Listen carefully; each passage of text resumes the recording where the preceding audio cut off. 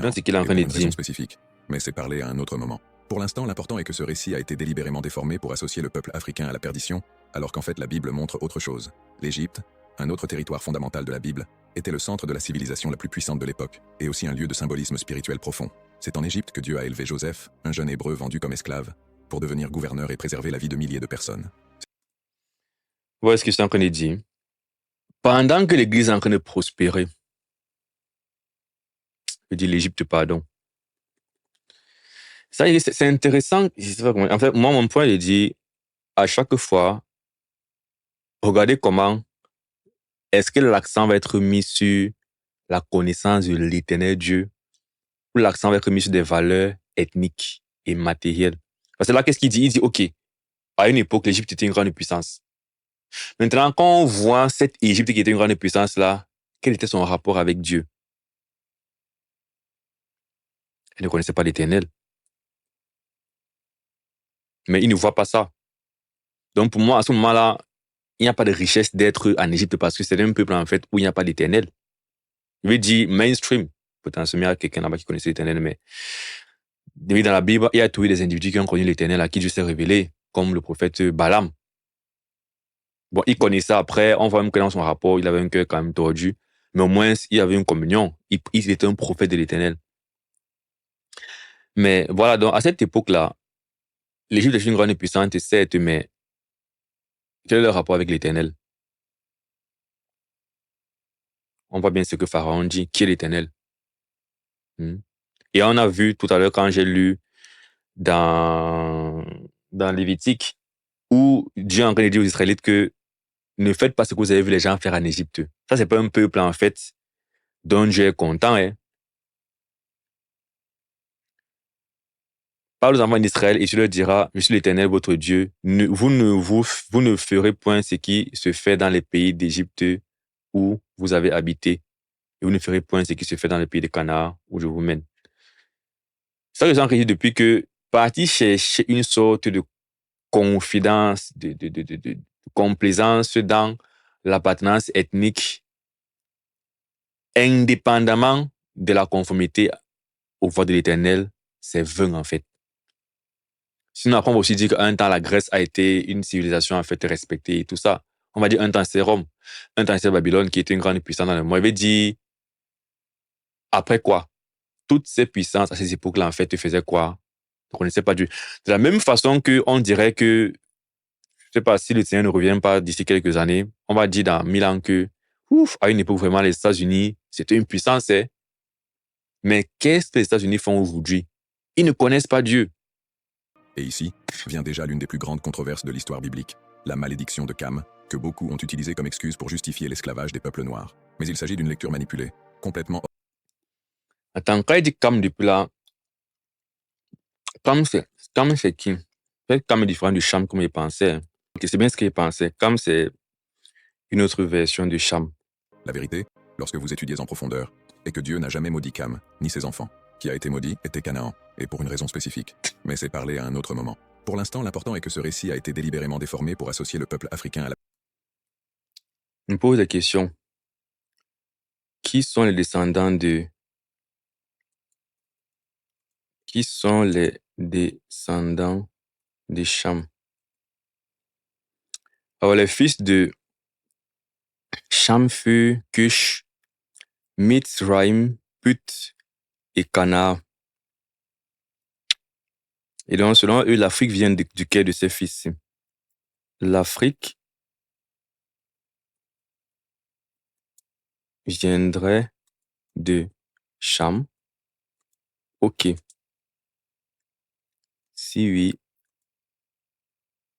ça passe par un de ses fils ou un mélange de ses fils. Je suis pas fan des généalogies, mais tant qu'on en parle, on voir. Donc, Cush, selon la Bible, l'Afrique descend principalement de Cham par plusieurs de ses fils. Cush, Afrique de l'Est. Ok. Misraïm, Égypte, c'est le nom hébreu direct de l'Égypte. D'accord. Put, Afrique du Nord. Ok. Canaan est associé non pas à l'Afrique, mais à la région du Levant, territoire Israël. Ah, je suis stupide, vu que Canaan, effectivement, était littéralement où la place qu'Israël a ensuite abrité, quoi. D'accord, Canaan fait partie de l'Afrique biblique. Ok. Ok, I stand corrected. Mais il disait juste que, comme il parlait du fait que l'Afrique descend de Cham, il disait juste que c'est intéressant qu'on voit au moins un de ses descendants qui est Canaan être en fait en train de faire des choses bizarres dans la Bible. Et ce n'est pas différent parce qu'un autre de ses descendants, c'est l'Égypte. Quand on va faire des choses bizarres dans la Bible, et il a dit l'Égypte, Cush. Non, Égypte, c'est Misraïm. Afrique du Nord. Et c'est intéressant de voir comment l'Afrique du Nord aujourd'hui est musulmane en passant. Parlant du fait qu'ils connaissent Dieu et tout ça. L'Afrique descend principalement de Cham par plusieurs fils. Il reste seulement l'Afrique de l'Est, en fait, dans la Bible. Et même, parce que l'eunuque éthiopien, finalement, lui, c'est pas comme si l'Éthiopie est juive, mais c'est que lui, c'est comme dans tous les pays du monde, il y a eu quelqu'un qui s'est intéressé à la région juive. Et c'est intéressant de voir que du coup, il a dû partir connaître l'Éternel. Donc, ce n'est pas une fois de plus dans le fait qu'il était éthiopien qui a de la valeur. Dans le fait qu'il a dû partir connaître l'Éternel. Et ensuite partir prêcher Christ aux Éthiopiens. Et non prêcher l'Éthiopie. Ça veut dire que dans ça aussi, il y a un côté où le simple fait qu'on mentionne en fait la Bible l'Afrique dans la Bible ne fait pas qu'il y ait une sorte de richesse et de puissance et de patrimoine spirituel à l'Afrique. Ce sont des êtres humains comme tous ces peuples différents qu'on voit dans les Écritures, qui ont eu une histoire de péché et qui ont dû à un moment donné venir à la connaissance de l'Éternel, se repentir de leur idolâtrie et croire. Donc, la perdition, alors qu'en fait la Bible montre autre chose. L'Égypte, un autre territoire fondamental de la Bible, était le centre de la civilisation la plus puissante de l'époque, et aussi un lieu de symbolisme spirituel profond. C'est en Égypte que Dieu a élevé Joseph, un jeune hébreu vendu comme esclave. Mais maintenant, ne sois pas vague. C'est quand même au départ, il a par exemple dit que les pratiques spirituelles ancestrales de l'Afrique étaient conformes aux ceux du Rome. Qu'est-ce que tu entends par pratique spirituelle ancestrale? Si je prends l'Égypte maintenant, leur spiritualité, ils étaient certes spirituels, comme tout le monde entier était spirituel à l'Égypte. C'est dans le monde actuel que on a relayé la spiritualité en arrière, on a mis la technologie en avant. Un monde, même la Grèce qui était le siècle du savoir et tout ça, était hautement spirituel, mais dans le mensonge. Quand Paul arrive en Grèce, il dit, ok, je vois vous êtes spirituel et croyant et tout ça, mais vous ne connaissez pas Dieu. Donc, repentez-vous de votre idolâtrie et croyez au vrai Dieu parce qu'il va vous juger par Jésus-Christ qui l'a ressuscité des morts. Pareillement, en Égypte, du coup, oui. Qu'est-ce que tu entends par grand symbolisme spirituel? Ce sont des personnes qui, par nature, sont anti-Dieu. Et l'Égypte symbolise en fait le péché dans la Bible. Puisque l'image, justement, qu'on a, la manière dont Dieu révèle les choses, c'est que Israël symbolise un homme perdu qui va être sauvé et qui va atteindre le royaume des cieux. Donc, quand on a Joseph qui est en Israël, c'est le point d'ancrage, le commencement de l'histoire. Quand ses frères arrivent, Israël naît, Jacob, n'est-ce pas, dans ses périples. Et Joseph, c'est Jacob, c'est un des gens de Jacob. Mais la personne, Israël, Jacob, arrive en Égypte, où il y a de l'idolâtrie, où il y a de l'idolâtrie et du péché. Hein. Dans cette situation de péché-là, il faut qu'il soit sauvé. Donc, lorsque tu as dans la Pâque, c'est la foi en Jésus-Christ, l'agneau immolé, n'est-ce pas? Je crois en Jésus-Christ, alors son sang versé me protège du jugement. L'exécuteur passe, il frappe l'Égypte. Et nous sommes libérés de quoi? Du péché. Ça, c'est le symbole de l'Égypte. C'est que la spiritualité de l'Égypte, en fait, c'est le péché, c'est la captivité, c'est le mal. Bon, quand je parcourais la vidéo rapidement, parce que, comme je dis depuis, j'ai parcouru rapidement, donc j'ai cliqué sur des parties comme ça, vite fait pour voir un peu ce qu'il disait, écouter 2-3 minutes. Il y a une partie devant, il va dire que l'Égypte quitte du symbole du péché pour devenir le symbole du refuge, parce que Jésus-Christ, quand il était enfant, il est parti se réfugier en Égypte. Oui, de même que Israël parfois demandait aussi l'aide à l'Égypte dans leur rébellion. Il demandait l'aide à l'Égypte au lieu de partir se cacher dans l'Éternel, n'est-ce pas? Et l'Égypte, effectivement, les protégeait contre, je crois, la Syrie et tout ça. Ça ne veut rien dire. Il veut dire, voilà, d'une part, l'Égypte, c'est le péché. Est-ce que quand Jésus est parti en Égypte se cacher, les Égyptiens croient en l'Éternel? Je ne crois pas. Et devant, on va voir que l'Égypte encore, c'est encore un endroit spirituellement mauvais qui est associé à Sodome. Mais bon, je vais peut-être refaire ce commentaire quand on va arriver sur cette partie-là. Pour devenir gouverneur et préserver la vie de milliers de personnes. C'est en Égypte que Moïse a été créé, et où Dieu a manifesté sa puissance avec les signes qui ont précédé l'Exode. C'est en... Pour les juger. C'est pas comme si Dieu était en train d'être en communion avec les Égyptiens. Sa puissance, c'était qu'il était en train de juger l'Égypte parce que l'Égypte, justement, blasphémait son nom et l'Égypte torturait le peuple qui croyait en lui. Ou bien son peuple, parce que même ces Israéliens ne croient même pas en l'Éternel. Mais théoriquement, c'était le peuple de l'Éternel. C'est en Égypte que Jésus lui-même a trouvé refuge lorsque Hérode a ordonné le meurtre des innocents. Pouvez-vous réaliser Voilà. cela? Quand vous voyez ce qu'il est en train de faire, je ne sais pas si vous voyez ce qu'il est en train de faire. Donc là, il est en train de démontrer en fait la valeur de l'Afrique comme étant quelque chose de spirituellement riche, de bien. Première erreur qu'il fait, il parle d'une richesse technologique qui n'est pas spirituelle.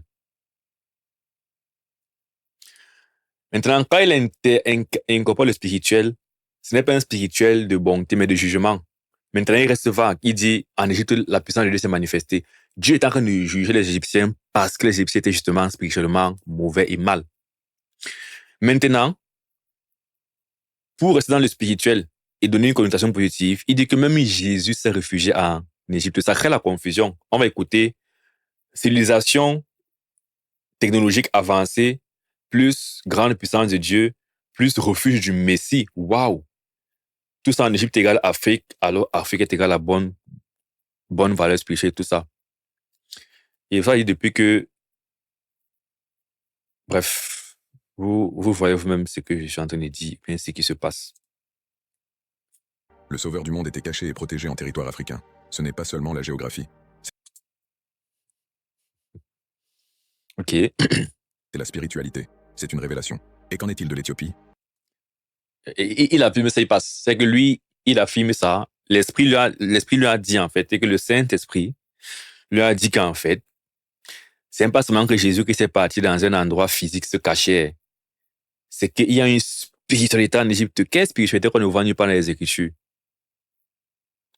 Une fois de plus, quand on voit par exemple dans l'histoire d'Israël, comment parfois Israël, parce que l'Égypte était une puissance, je viens d'avoir un esprit là, merci Seigneur, une idée. L'Éternel va dire par exemple à Israël, à un moment donné, que vous voyez le pays où vous êtes maintenant en captivité là, parlant de Babylone, il va dire, construisez des maisons, faites des enfants, mariez-vous, priez pour sa prospérité, vous allez passer longtemps là-bas. On va dire, moi, je vois que la Babylone a été un pays où le peuple d'Israël a été encouragé à se réfugier. Parce que ce qui se passe à l'époque de Babylone, c'est que quoi? Israël est dans la rébellion envers Dieu. Et Dieu, pour les punir, dit, je vais envoyer Babylone pour vous frapper. Et maintenant, les faux prophètes se lèvent, vous frappez, vous pillez, vous détruisez, vous amenez en captivité, en esclave dans leur pays. Les faux prophètes se lèvent et disent au peuple, ne vous inquiétez pas, Dieu est avec vous. Vous n'irez pas en captivité à Babylone. Dieu va vous délivrer de l'emprise de la menace de Nebuchadnezzar, le roi de Babylone. Maintenant, qu'est-ce que Dieu finit par leur dire? Dieu leur dit maintenant en réalité que non, les faux prophètes vous mentent. Réfugiez-vous en Babylone. Laissez-vous prendre, ne résistez pas. Partez même là-bas, vous cachez sous les ailes. Et arrivez là-bas, vivez et souhaitez la prospérité de ce pays. C'est une bonne chose à ce moment pour vous. On peut donc penser et dire, ok, ça veut dire que Babylone en fait est un symbole, pas seulement géographique, mais spirituel de bonté et de bénédiction. Mais ce n'est pas ça en fait qui est en train de se produire. Et si on veut voir ce que la Bible dit spirituellement de Babylone, la Bible dit que Babylone, c'est le symbole, une fois de plus, de la rébellion, du blasphème et du péché. dans l'Apocalypse, n'est-ce pas? Donc même si pour un temps, ça a été un lieu où le peuple s'est réfugié pour X raisons qu'on ne va pas forcément développer, mais c'est évident. C'était l'instrument de la punition de Dieu. Et la punition était que vous allez quitter de votre pays et faire longtemps là-bas. Donc, comme vous ferez longtemps à Babylone, ne cherchez pas à rentrer maintenant à Juda. Installez-vous parce que c'est 70 ans que vous allez passer, donc installez-vous confortablement. Et ce serait dommage que pendant ces 70 ans, il y ait la famine et de la soupe. Donc, priez même pour que le pays où vous êtes prospère. Mais c'est dans l'intention que, à la fin, vous rentriez. Et Dieu avait dit, à la fin de ces 70 ans, je vais moi-même juger Babylone. Et vous savez, c'est quoi il disait précédemment qu'après Babylone, les Perses, les Médès sont venus frapper Babylone, n'est-ce pas? On ne peut donc pas dire qu'il y a eu un moment dans l'histoire où un peuple de Dieu s'est refugié dans une nation, cette nation est une valeur spirituelle devant Dieu. Non. Parce que maintenant, quand on va dans la fin des temps, je reviens maintenant sur son argument de Jésus s'est réfugié en Égypte. Son point de dire, OK, à une époque, l'Égypte, en fait, a martyrisé, peut-être il n'a pas dit ça comme ça, mais supposons, je veux même l'aider. Il dit, à une époque, l'Égypte, en fait, a martyrisé le peuple de Dieu. Mais l'Égypte a été rachetée parce que finalement, Christ est parti se réfugier là-bas, donc ça valide un peu spirituellement l'Égypte. OK, donc, c'est ce qui est plus fréquent qui met à jour, qui fait comprendre l'état spirituel des choses, n'est-ce pas? Le plus fréquent, donc, c'est Apocalypse. Donc, on va maintenant voir la conclusion de l'Égypte dans l'Apocalypse, non? Apocalypse 11, 8 dit, et leurs cadavres seront sur la place de la grande ville, qui est appelée dans un sens spirituel Sodome et Égypte, là même où le Seigneur fut crucifié. Donc, quand on voit enfin, c'est que si, à la conclusion de la Bible et du message de Dieu pour l'humanité, quelle est la perception de l'Égypte qu'on a? Comme il voulait trop dire que l'Égypte, c'est l'Afrique. Et je rappelle que moi, je suis pas en train de dire que l'Afrique est foncièrement mauvaise. Je dis que toute l'humanité est foncièrement mauvaise. Voilà. Il n'y a plus de débat, non. Donc, il n'y a plus une question de préférence. Ce n'est pas que certains sont bien, d'autres sont mauvais. Ou bien que tous sont bons. Non. Toute l'humanité est foncièrement mauvaise. Mais maintenant, si c'est qu'on veut commencer à insister sur, mais quelle est la particularité de cela? Bon, voyons ce que les Écritures sont en train de dire. Moi, je dis de base que tous les peuples, en fait, sont des pécheurs, ils ne connaissent pas Dieu, et voilà, n'avaient pas la loi par le passé, donc ils étaient dans l'idolâtrie et dans toutes ces choses mauvaises, même si, moralement, et là, on va falloir partir creuser, parce que je doute que moralement, les peuples qui ne connaissaient pas la loi de l'Éternel avaient une bonne morale. Mais admettons théoriquement qu'ils avaient une bonne morale. Même s'ils avaient une bonne morale, le fait qu'ils n'adoraient pas l'Éternel fait que leur morale, c'est zéro. Isaïe dit que toute autre justice est comme un vêtement souillé devant Dieu, n'est-ce pas? Si je n'ai pas purifié par le sang du Christ, par la connaissance de l'Éternel, tout ce que tu fais apparemment bien, c'est zéro. Donc, j'étais en train d'arriver où avec ça? OK. On dit non que non, il y a un peuple qui est particulier et tout ça. Il dit, OK, c'est quoi ce peuple? On dit c'est l'Égypte. Il dit maintenant, voyons ce qu'il y a et il dit que l'Égypte, c'est l'Afrique. On a pris le cas de l'Égypte et on a appelé l'Égypte Afrique. Il dit que bon, prenons le même langage. Si je prends ce langage-là, selon la Bible, à la fin des temps, l'Égypte, en fait, est assimilée à Sodome, assimilée à la crucifixion du Christ, spirituellement parlant. C'est mauvais. Apocalypse 11, 8, un peu de contexte. Voilà, dans le contexte du jugement, il y a les deux oliviers sur la terre, Moïse et Élie, on croit, qui vont prêcher et vont frapper la terre par des prodiges, les prodiges d'Élie et de Moïse, en disant le pouvoir de fermer le ciel afin qu'il ne tombe pas de pluie pendant leur prophétie. Ça, je crois que ça doit être l'un des derniers malheurs, justement, de la 7e trompette.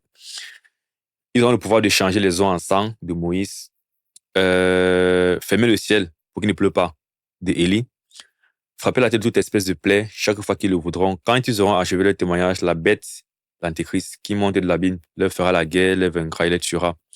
Et leurs cadavres seront sur la place de la grande ville qui est appelée dans un sens spirituel Sodome et Égypte, là où même le Seigneur fut crucifié. Donc, Christ fut crucifié à Golgotha. Il était proche de Jérusalem, donc nous sommes en Israël. Et on dit que le symbole spirituel de cet endroit-là, c'est Sodome. Sodome qui est reconnu donc pour sa sodomie, comme quelqu'un dit dans une chanson. Sodome où on sait qu'il y a eu des abominations, dont justement l'homosexualité. Et Égypte.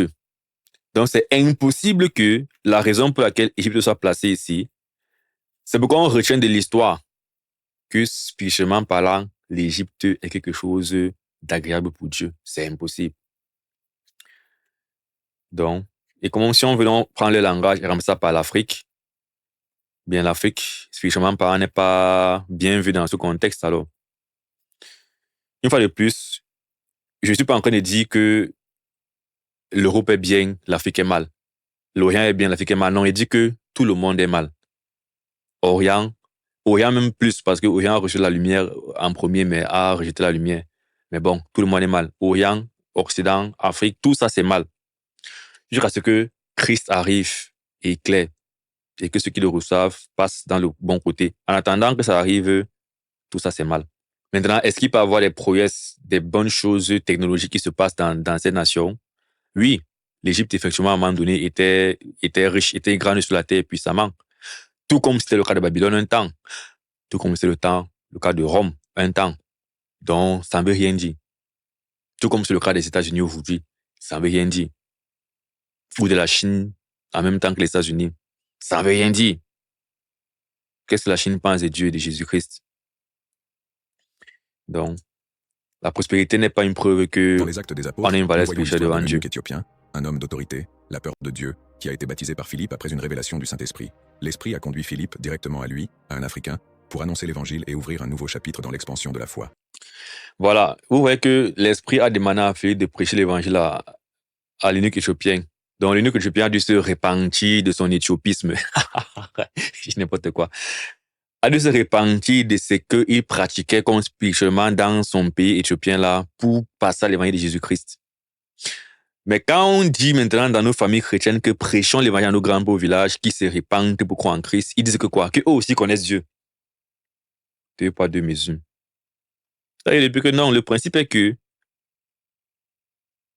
avant Christ, tu n'as pas de vérité et de bonté. Tu n'as rien. Au trop, tu as une connaissance du Créateur.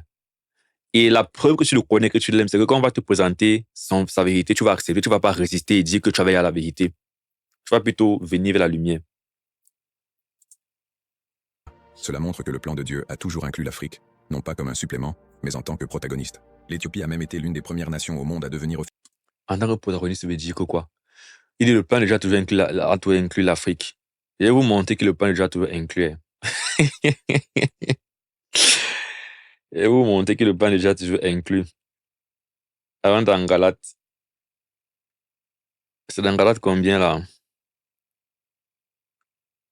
Dans Galate 3. Aussi, l'Écriture, prévoyant que Dieu justifierait les païens par la foi. Voici le plan de Dieu depuis Abraham. Aussi, l'Écriture, prévoyant que Dieu justifierait les païens par la foi, a d'avance annoncé cette bonne nouvelle à Abraham. Toutes les nations de la terre seront bénies en toi. Le plan de Dieu était les nations de la terre sans distinction de nations. Ce n'est pas que l'Afrique particulièrement sera bénie en toi. Donc, le jour où l'eunuque éthiopien croit, c'est pas un truc qui sort du lot par rapport au plan de Dieu. Le plan de Dieu était que toutes les nations de la terre croient. Ça inclut l'eunuque éthiopien, ça inclut l'eunuque américain et l'eunuque européen. En tant que protagoniste, ça veut dire que quoi? S'il faut commencer à parler de protagoniste, l'Éthiopien est venu bien après Israël. Donc, puisque Philippe est un Israélite qui est en train d'être acteur du plan de Dieu et qui peut maintenant sauver l'Éthiopie. Donc, s'il faut même commencer à parler en tant qu'acteur, l'Éthiopie, bon, bref. Le point de dire que l'accent n'est pas en fait sur les outils ou sur les instruments. Parce que si on commence à parler d'instruments, ce ne sera pas l'Afrique les premiers en fait. Ce sera Israël. Pas qu'il y ait une valeur ensemble, mais s'il faut parler instrument pour le plan de Dieu, c'est Israël, c'est l'apôtre Paul. Ce sont les 12 apôtres, c'est Philippe. Mais oui, mais quand le but est, une fois de plus, d'avoir un abord charnel et de chercher comment glorifier dans sa chair et sa race, le fait qu'on ait mentionné l'Afrique, on va s'accrocher dessus et commencer à se glorifier de la mauvaise façon, bien pour les mauvaises raisons. L'Éthiopie a même été l'une des premières nations au monde à devenir officiellement chrétienne.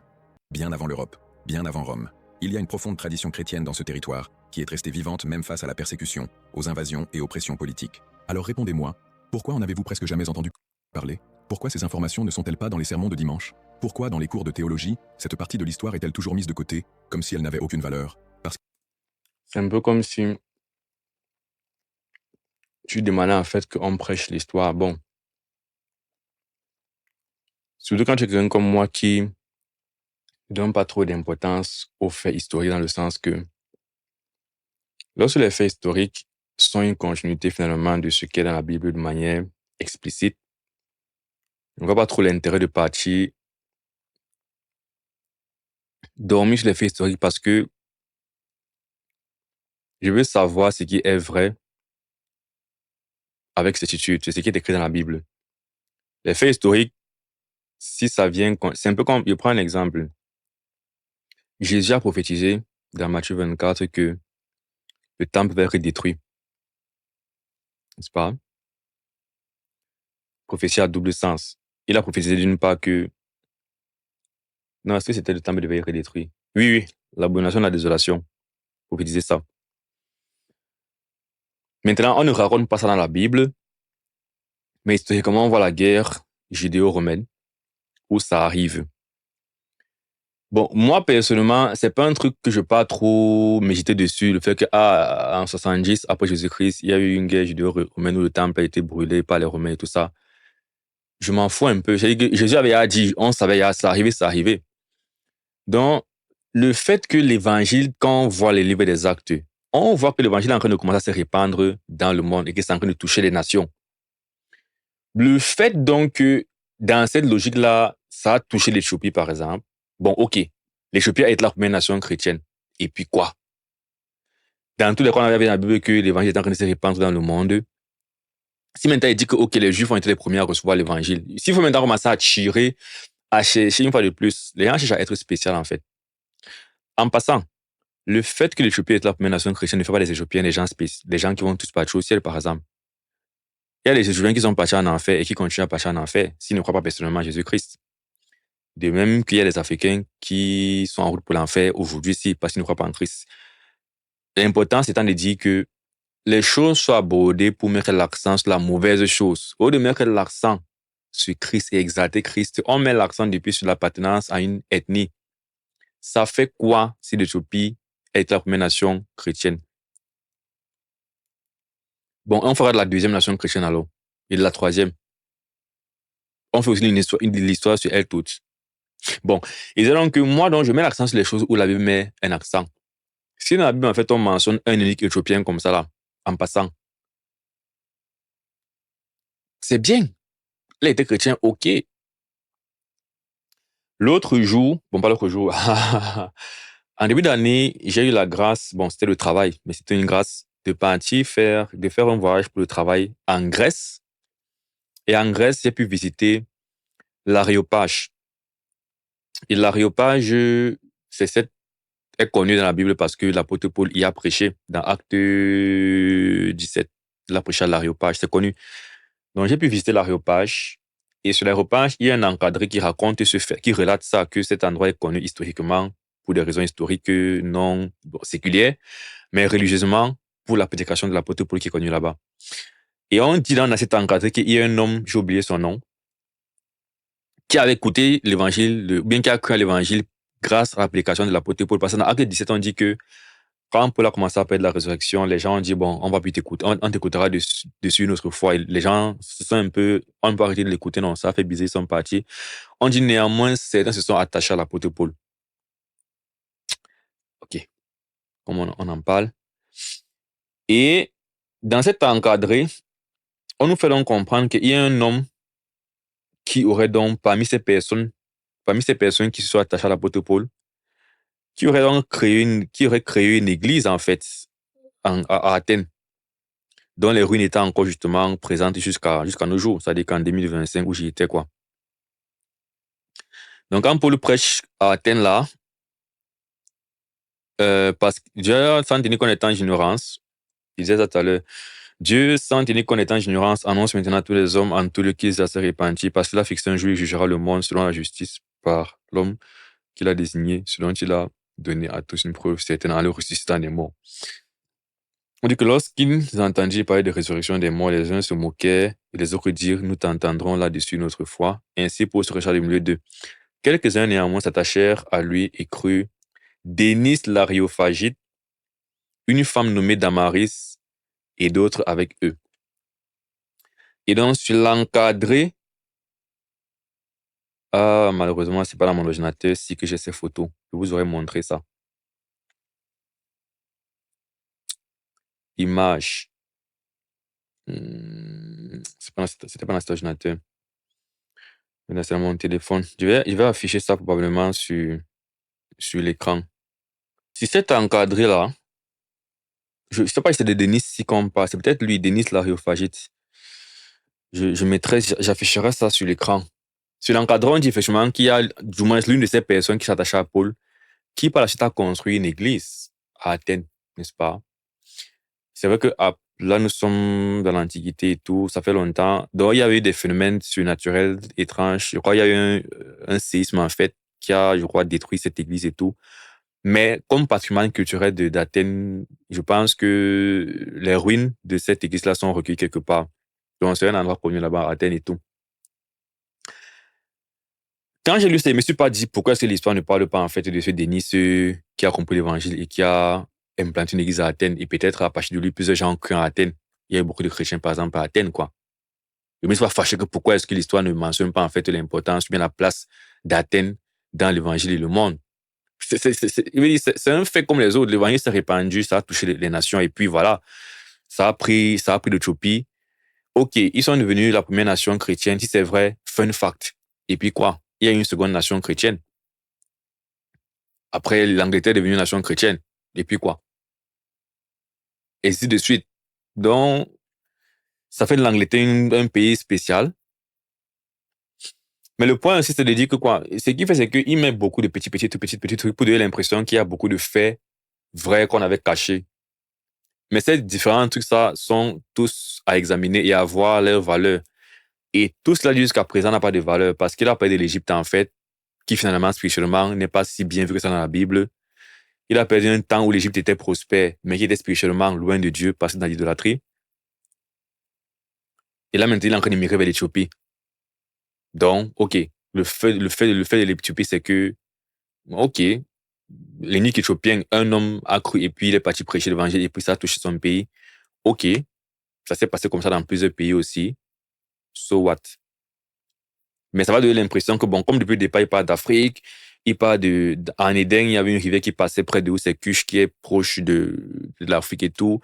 Voilà, tu auras l'impression qu'il y a beaucoup de phénomènes comme ça de l'Afrique dans la Bible et que finalement, il y a un truc qu'on te cachait. Mais concrètement, qu'est-ce qu'il est en train de dire d'important et de sérieux?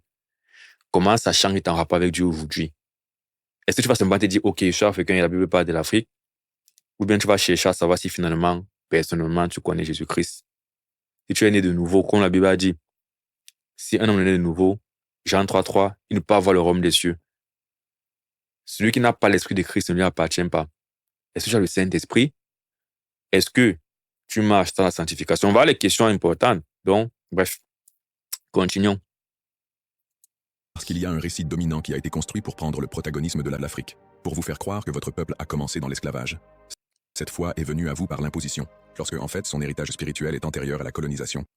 Avant le commerce des esclaves, avant toute domination occidentale. Comprenez-vous le poids de celui-ci? Comprenez-vous combien il redéfinit votre identité? La présence africaine dans la Bible n'est Donc, c'est même pas... Ok, discusons. Moi, je ne suis même pas la bonne expert en histoire.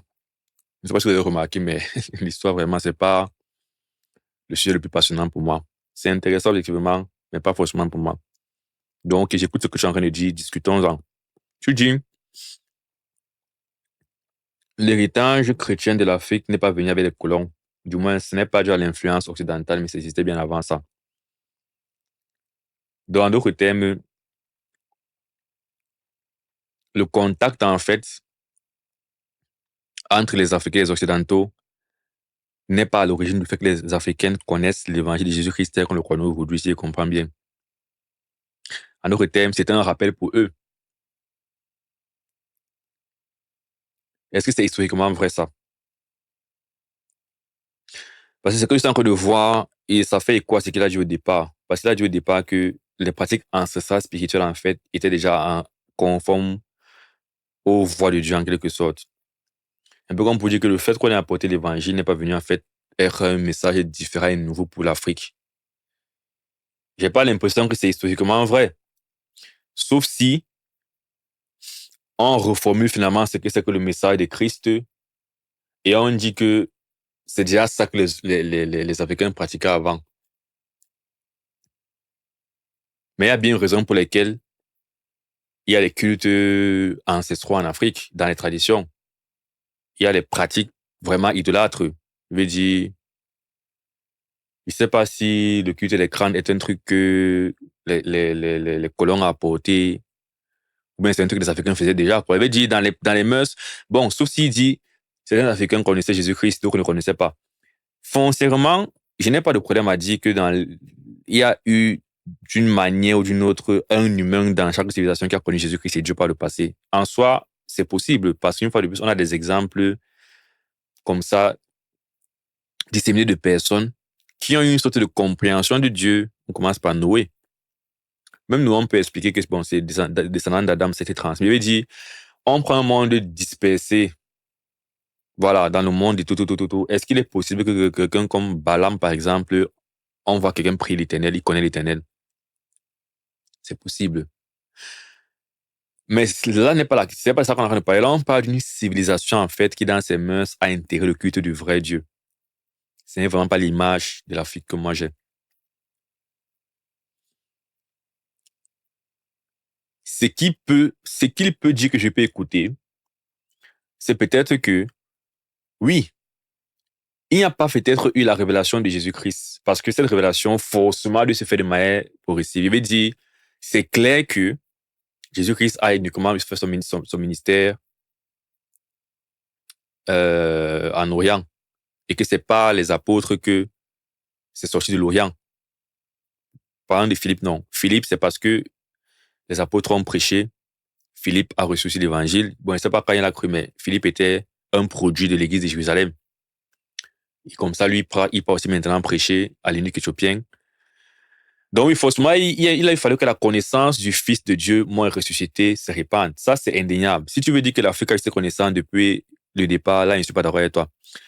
Maintenant, c'est que tu veux dire qu'avant que cette connaissance du Fils de Dieu, mort et ressuscité, n'arrive, l'Afrique était un peu à l'instar de l'eunuque éthiopien ou à l'instar de Corneille, craignait le Dieu des Juifs. Ce sera difficile pour moi à digérer, mais je peux encore écouter l'autre là. Alors, la question serait, bon, oui, sauf si on dit que les Juifs, dans leur dispersion, ont atteint l'Afrique. Mais du coup, qu'est-ce qui a atteint l'Afrique avant? Bon, c'est possible. Parce que dans la dispersion des Juifs depuis Babylone, ils ont atteint... Non, pas depuis Babylone, parce que Babylone, ils étaient à Babylone. Non, la dispersion des Juifs, qui les fait partie... Parce que la première dispersion des Juifs, ils partent en Assyrie spécifiquement. Donc, c'est pas dans le monde qu'ils partent. La seconde captivité, ils partent à Babylone. Quoique, quand on lit les livres comme Néhémie et Esdras, il y a des provinces à Babylone. Je ne sais pas s'il y a des provinces. Je crois qu'il y a des provinces à Babylone. Il y en a dans la Perse. Mais j'ai pas trop l'impression qu'à ce moment-là, ouais, quoi que c'est possible. Parce que dans le livre des Actes, quand on voit une pleine nation d'où venaient les Juifs, il y a justement l'Éthiopie, je crois, et il y a quand même des nations. Oui. Let me see. Dans Actes, il y avait un séjour à Jérusalem des Juifs, hommes pieux de toutes les nations qui sont sur le ciel. Ah, ok. Donc, même à cette époque, les Juifs étaient partout dans le monde. Donc, et comment les allons dans notre propre langue parler? Voilà, on dit Pète, Médès, Élamite, ceux qui habitent la Mésopotamie, la Judée, la Cappadoce, le Pont, l'Asie, la Phrygie, la Pamphylie, l'Égypte, la Libye, voisine de Cyrène, et ceux qui sont venus de Rome, juifs et prosélytes, crétois, arabes. Ok. Ok, bon, prenons ça. Donc, jusqu'ici, on a dit connaissance du Fils ressuscité, pas possible. Il a fallu un temps pour que ça arrive. L'argument de dire avant que ça n'arrive, supposons que les Juifs sont arrivés là-bas par la dispersion et que donc il y a des communautés juives qui craignent l'Éternel et que de proche en proche, comme c'est le cas pour l'eunuque éthiopien, parce que quand l'eunuque éthiopien se retrouve à Jérusalem et en train de lire Isaïe, ça veut donc dire qu'il a été en contact avec le judaïsme, donc ok, il n'y a pas de souci. Même phénomène se présente dans tous les autres pays, comme c'est le cas par exemple de Corneille. Bon, Corneille, il vivait quand même, je crois, à Jérusalem et tout. C'était dans le contexte de l'occupation des Israélites. On comprend plus qu'il était en contact avec le judaïsme, il est un peu dans leur terre et tout ça, ou bien proche d'eux. Mais supposons qu'il y a eu ce phénomène où les Juifs ont été en contact avec les nations, surtout de la terre, comme on dit ici, toutes les nations qui sont sur le ciel. Et donc, ça va donc conférer une connaissance de l'Éternel, le vrai Dieu, l'Éternel, n'est-ce pas? Et c'est pas parce que tu connais l'Éternel que tu connais vraiment l'Éternel, dans le sens que les Juifs, du coup, connaissaient l'Éternel, mais pratiquaient l'idolâtrie. Commençons par là. Donc, même si on accorde ça à l'Afrique, comme à tous les peuples, du coup, et ce serait pas du coup une spécificité de l'Afrique. C'est ça le problème. C'est quand on veut dire que l'Afrique est spéciale. Si c'est par ce phénomène-là que le judaïsme est arrivé en Afrique, alors par le même phénomène, avant que l'évangile de Jésus-Christ n'arrive en Europe, eh bien, le judaïsme était aussi arrivé en Europe. Et dans toutes, comme on dit, toutes les nations du ciel, il n'y a rien de spécifique à l'Afrique. Mais il disait d'une part, c'est pas tout le monde qui connaît l'Éternel, qui croit. On voit déjà, commençons par la Syrie, commençons par la Samarie. Lorsqu'il y a la déportation en Assyrie et que les habitants de la Syrie viennent habiter en Israël, qu'est-ce qui se passe?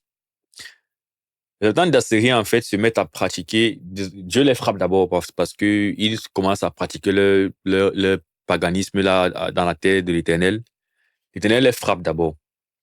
Ils se disent, OK, nous sommes dans une terre étrangère, d'un Dieu étranger. Il vaudrait mieux qu'on demande aux habitants d'Israël comment adorer leur Dieu. Donc, on envoie certains prêtres qui viennent montrer un peu les coutumes israélites. C'est comme ça que la nation samaritaine, le peuple samaritain naît. Un mélange ou bien une bouillie faite des habitants de la Samarie, dans des idolâtres qui pratiquent en fait les rites juifs de l'Éternel. Donc, on crée une mixture en fait entre la religion juive et les habitants païens, avec quelques habitants juifs quand même.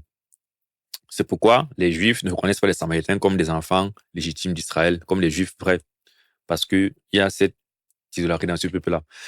Donc, dans les pratiques dont les Samaritains potentiellement à pouvoir avoir des notions du judaïsme, comme la femme samaritaine que Jésus rencontre puis, qui dit que Jacob est son père.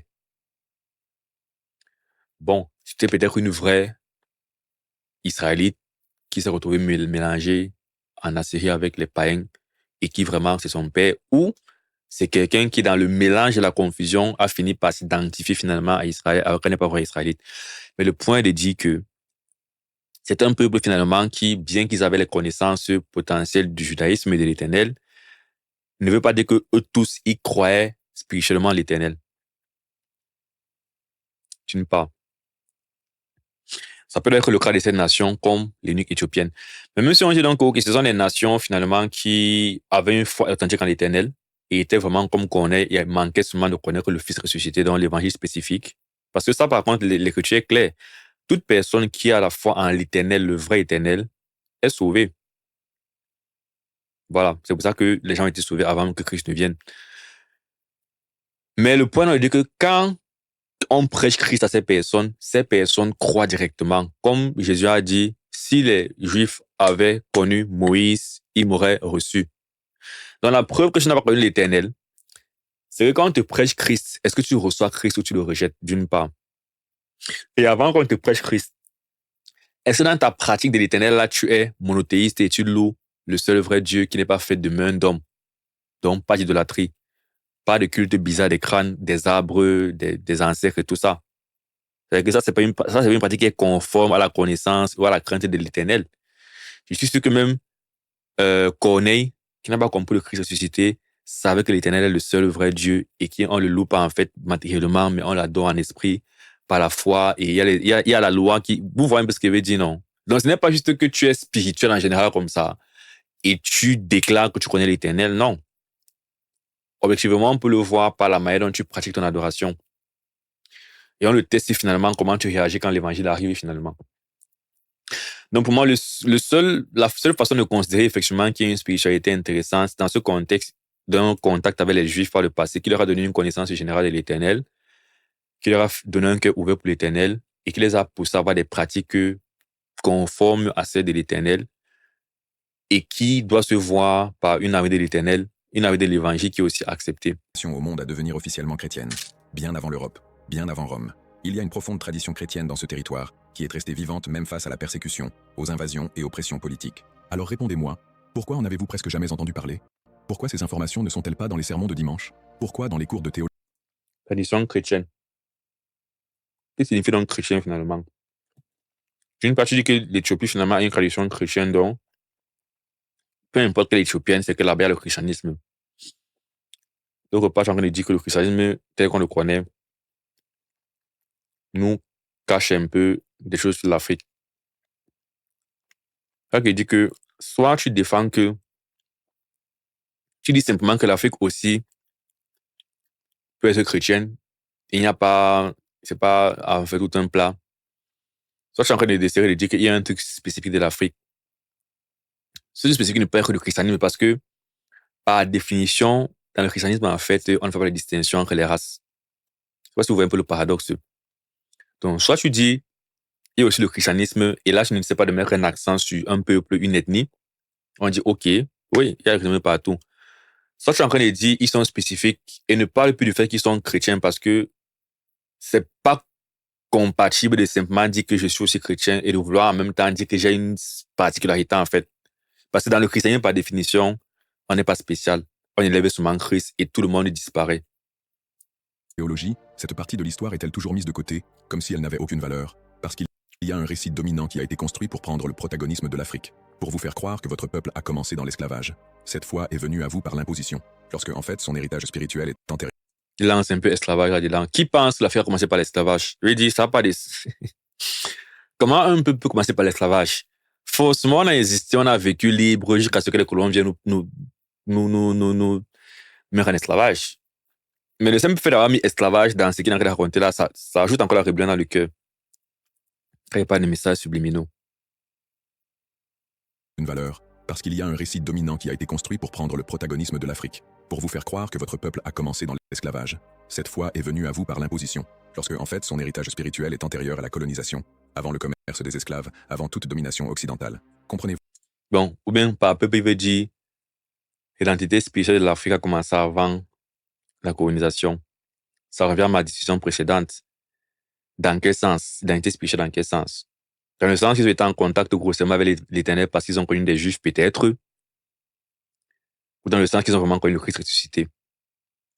Parce que pour le Christ ressuscité, il a bien fallu que ce n'est pas les Juifs qui ont été déportés depuis la Syrie là qui connaissaient le Christ ressuscité.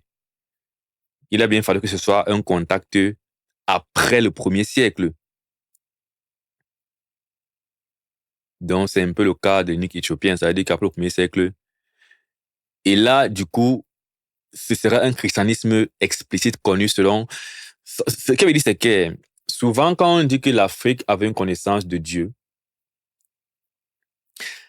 on veut souvent dire en fait que même si ce n'est pas ce qui est dans la Bible là, ils connaissaient quand même Dieu et Jésus-Christ. C'est toujours en train de dire non, parce qu'on voit que le connaître Jésus-Christ, en fait, pour tout le monde, passe par cette Bible. C'est-à-dire que ce que Philippe connaît, ce que l'unique éthiopien connaît, c'est pas son contact avec Philippe. Or, ce que Philippe dit, c'est ce qu'on voit dans la Bible.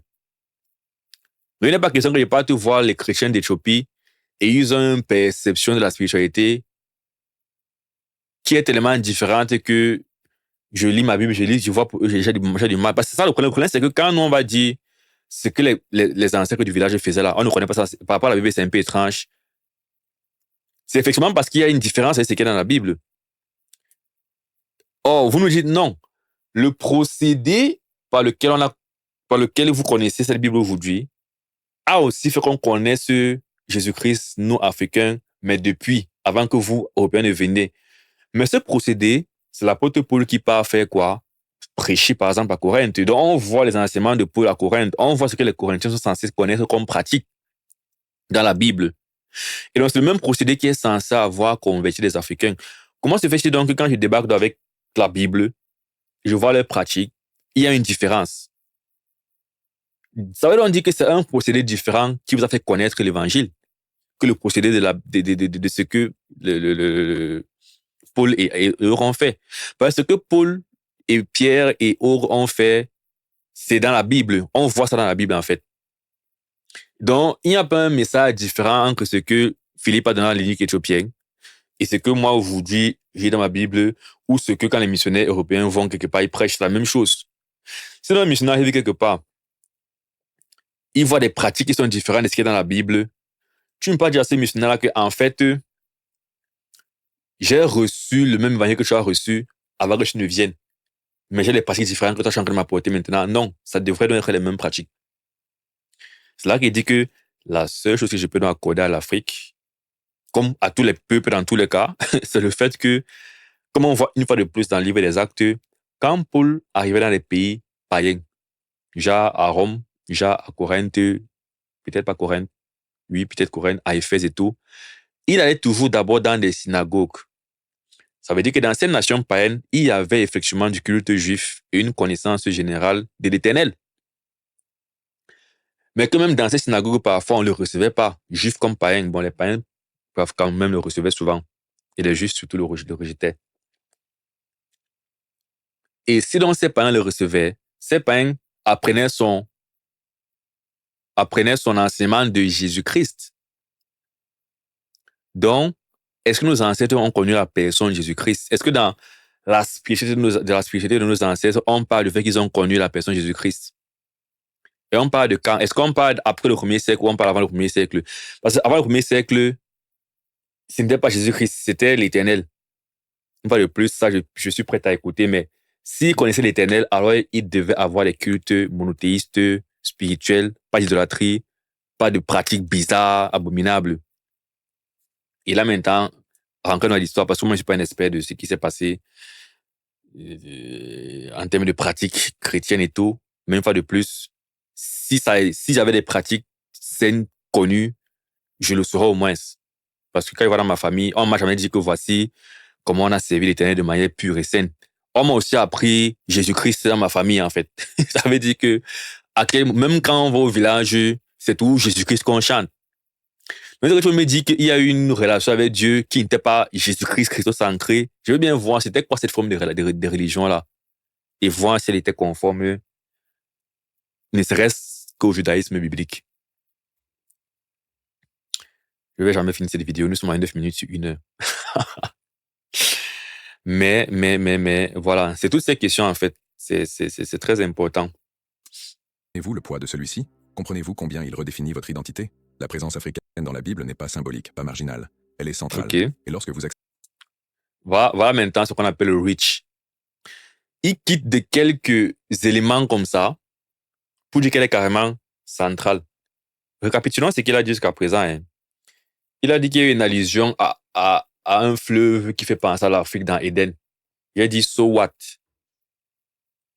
La terre, c'est un peu un être humain. Une fois de plus, là, je vais aller... S'il faut commencer à débattre qu'Adam n'est pas le premier être humain, ça, c'est encore trop compliqué. Je n'aime pas la force de débattre l'autre là. Je pense à la base que dans notre Bible, on nous dit clairement que Adam, c'est le premier être humain. Sur cette base-là, la terre africaine n'a pas de valeur.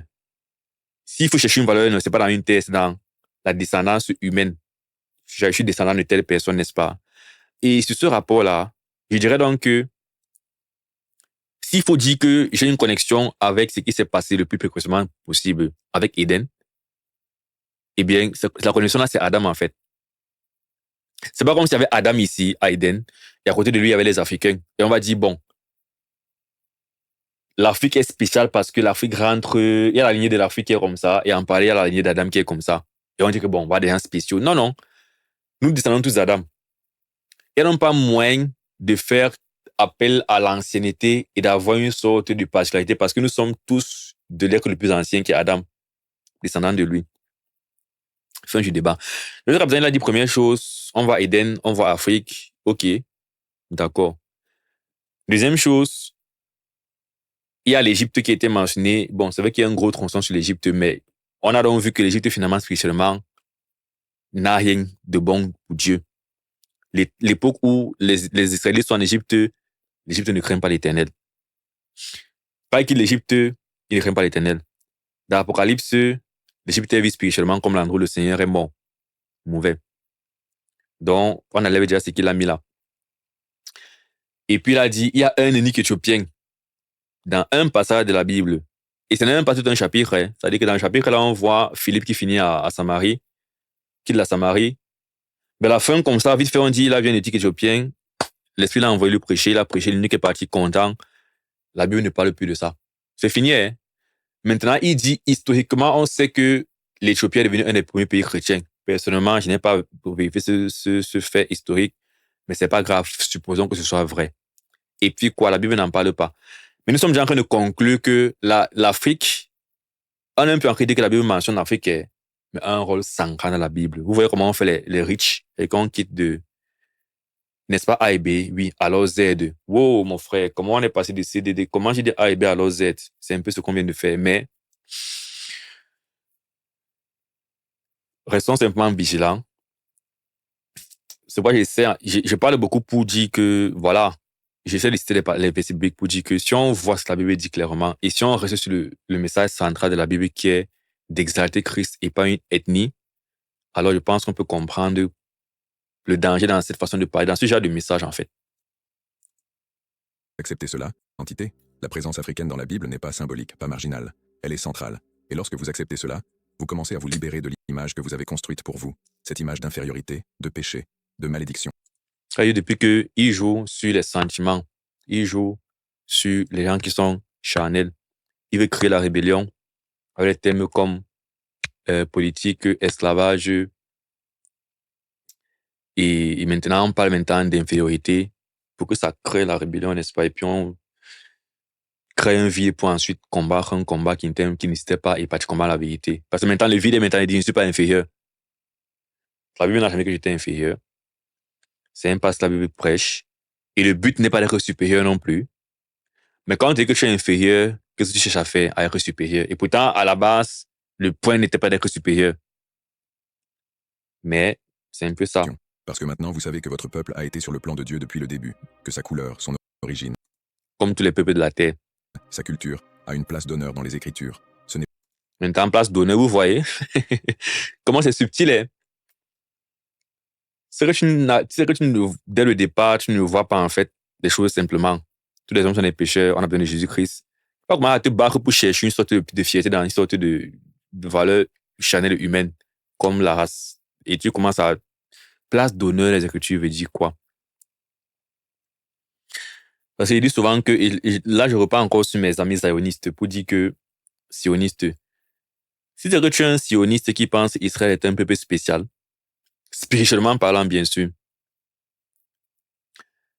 je ne peux pas en fait concrétiser ce genre de message parce que c'est la même logique qu'ils ont, mais seulement avec un peuple de départ qui est différent. La même logique. Ici, c'est que tu me dis que l'honneur est matériel. Pour moi, quelqu'un de spirituel ne parle pas comme ça. Il n'y a pas assez réjoui dans le fait de savoir que si je fais bien, Dieu va me bénir avec beaucoup d'argent sur la terre. Ça, c'est charnel. Maintenant, c'est que je veux dire que non, l'honneur est spirituel. Genre dans le royaume des cieux, dans ma relation avec Dieu, dans le fait que je suis agréable à Dieu et tout ça. Mon appartenance à un certain sang me donne un honneur spirituel. Là, tu n'es pas biblique. Tu es contre l'évangile.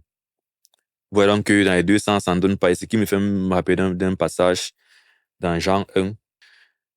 Elle est venue chez les siens et les siens ne l'ont point reçue. Mais à tous ceux qui l'ont reçue, à ceux qui croient en son nom, elle a donné le pouvoir de devenir enfants de Dieu. Lesquels sont nés non du sang. Non du sang. On n'a pas une place d'honneur par notre appartenance à un certain sang. Il dit que l'Afrique a une place d'honneur, dont l'honneur la repose. Il n'a parlé nulle part, en fait. Bon, il parle vaguement, en fait, d'une spiritualité. Hyper vague. Et si c'est dans la spiritualité qu'il est en train de mettre l'honneur, met Christ en avant. Mais quand on lit ça, il a dit verbatim que l'Afrique a une place d'honneur dans le plan de Dieu. Mais la Bible dit que on est enfant de Dieu. Et une fois de plus, sauf si cette place d'honneur ne concerne pas la relation spirituelle avec Dieu, d'enfant de Dieu. Est-ce qu'il veut dire que l'Afrique a une place d'honneur parce qu'on a beaucoup de richesses minières en Afrique? Il y a beaucoup d'arbres, il y a un bon climat. Il n'y a pas de souci. Chacun a sa bénédiction sur la terre. L'Afrique a le climat, l'Occident a la technologie. Vous voyez, chacun a sa bénédiction. L'Occident a la technologie avec le Covid, beaucoup meurent. L'Afrique est pauvre, mais ne meurt pas de Covid. Chacun a sa bénédiction. Vous voyez, il n'y a pas de soucis à ce niveau. Dieu répartit les dons comme il veut à tout le monde. Mais si on parle spirituellement, par rapport à un, vivre en paix sur terre avec Dieu et deux, avoir la vie éternelle. Donc après mon départ sur terre, je serai avec Dieu dans le royaume des cieux. Ce n'est pas du sang. Non du sang. Ni de la volonté de la chair. Ni de la volonté de l'homme, mais de Dieu. C'est une question de Saint-Esprit. Ce qui me fait penser à un autre passage qui dit quoi? Car ce n'est rien que d'être circoncis ou incirconcis. Galates 6, verset 15. Ce qui est quelque chose, c'est d'être une nouvelle créature. C'est ça qui est quelque chose, c'est d'être devenu enfant de Dieu, une nouvelle créature, être quitté de l'état d'Africain. Donc, quitte ta nature d'Africain là, et déjà maintenant enfant de Dieu. C'est que tu es Africain, non? Ou Européen ou Américain, non? Ce n'est pas quelque chose, c'est zéro. Ce qui est quelque chose, c'est d'être enfant de Dieu. Je n'ai pas enfant de Dieu parce que ton père était enfant de Dieu. C'est même pas une question de sang. C'est une question de foi en Jésus-Christ. Voilà l'essentiel.